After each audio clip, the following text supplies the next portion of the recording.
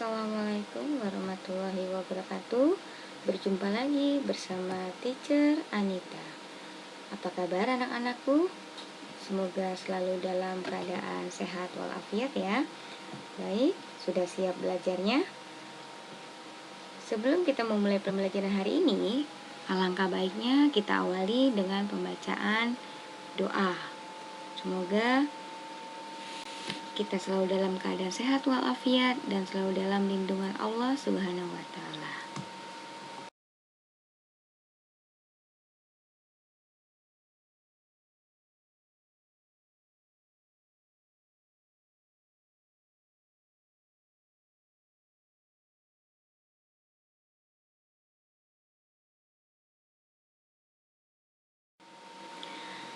Hari ini kita akan belajar tentang tema 4, materi cara memelihara kesehatan organ peredaran darah manusia untuk kelas 5 SD. Sebagaimana ditegaskan dalam sebuah penelitian di Inggris, tepatnya British Medical Association atau MBA, bahwa bersepeda sejauh 20 mil dalam seminggu akan mengurangi resiko jantung koroner sebesar 50%.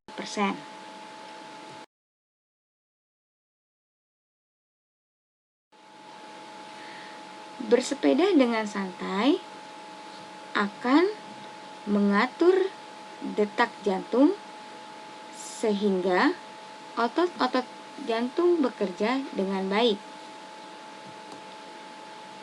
Jantung sangat berperan dalam peredaran darah manusia, yaitu sebagai pemompa. Selain jantung, organ peredaran darah manusia lainnya adalah pembuluh darah. Pembuluh darah manusia memiliki fungsi sebagai pengangkut makanan dan berbagai zat sisa-sisa metabolisme tubuh. Selain jantung dan juga pembuluh darah, sekarang kita akan mempelajari tentang pembuluh darah dan jantung bertanggung jawab untuk mengalirkan darah yang mengandung nutrisi, oksigen,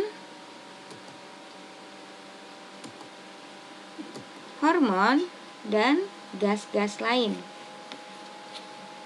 Organ peredaran darah manusia dapat mengalami gangguan oleh penyakit ataupun berbagai kelainan, di antaranya jantung koroner. Nah, oleh karena itu, jantung perlu dijaga kesehatannya. Apa sih jantung koroner itu? Yuk kita bahas bersama-sama. Seperti kita ketahui, jantung koroner merupakan penyakit jantung yang disebabkan oleh tersumbatnya arteri koroner, yaitu pembuluh yang menyuplai darah ke jantung. Penyumbatan pembuluh tersebut dapat terjadi karena adanya endapan lemak, terutama berupa kolesterol pada lapisan dalam dinding pembuluh. Penyumbatan pembuluh arteri dikenal dengan istilah arteriosklerosis. Maaf ya, agak keselibet lidah ibu. Lalu, apa saja penyakit peredaran darah dan bagaimana cara pencegahannya? Baik, kita akan mengulas satu persatu, yaitu pertama, anemia. Anemia adalah penyakit kekurangan darah. Bagaimana cara pencegahannya, Bu? Cara mencegah penyakit anemia adalah dengan cara banyak mengkonsumsi makanan yang kaya akan kandungan zat besi, vitamin C, folat, dan vitamin B12. Lalu ada hipertensi.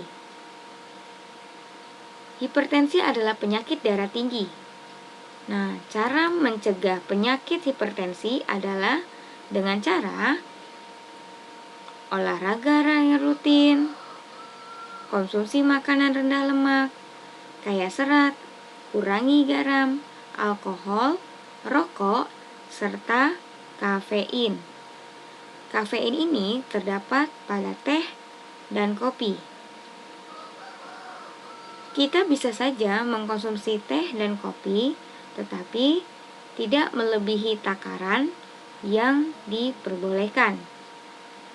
Lalu ada hipotensi.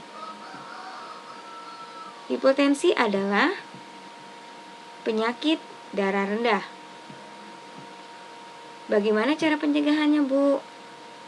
Nah, cara pencegahannya adalah dengan cara perbanyak air putih dan garam, hindari alkohol, hindari tempat bertemperatur tinggi, serta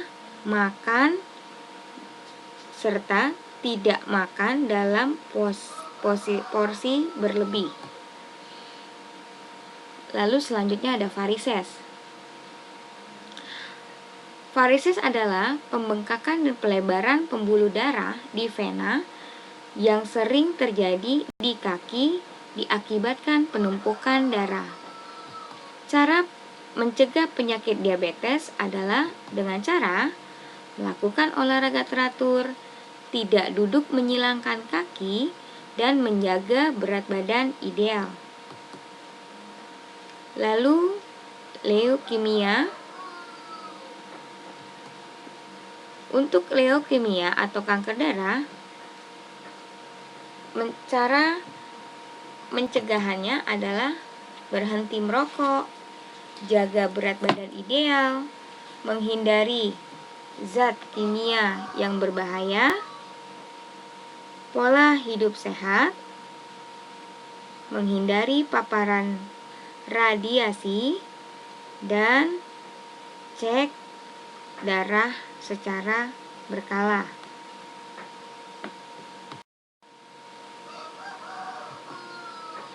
Nah, apa sih penyebab faktor timbulnya penyakit peredaran darah? Kita bahas satu persatu. Yang pertama, seperti di video pembelajaran sebelumnya, ada faktor keturunan atau genetik yang sifatnya secara silang. Sudah Ibu jelaskan di video pembelajaran sebelumnya. Lalu obesitas. Obesitas itu adalah kelebihan berat badan. Orang yang terlalu berat badannya itu bisa berpengaruh timbulnya penyakit peredaran darah. Dan pengaruh penyakit kronis. Misalkan ada MAH tetapi yang sudah parah, itu bisa mempengaruhi di peredaran darah kita. Ada gaya hidup tidak sehat, mungkin terlalu sering mengkonsumsi makanan cepat saji, merokok, atau olahraga yang tidak teratur, dan gaya hidup yang tidak sehat lainnya. Yang pasti adalah asap rokoknya ini, baik pada perokok aktif maupun perokok pasif. Yang disebut dengan perokok aktif adalah orang yang langsung merokok. Sedangkan untuk perokok pasif, orang yang terkena asap rokok tetapi dia tidak merokok.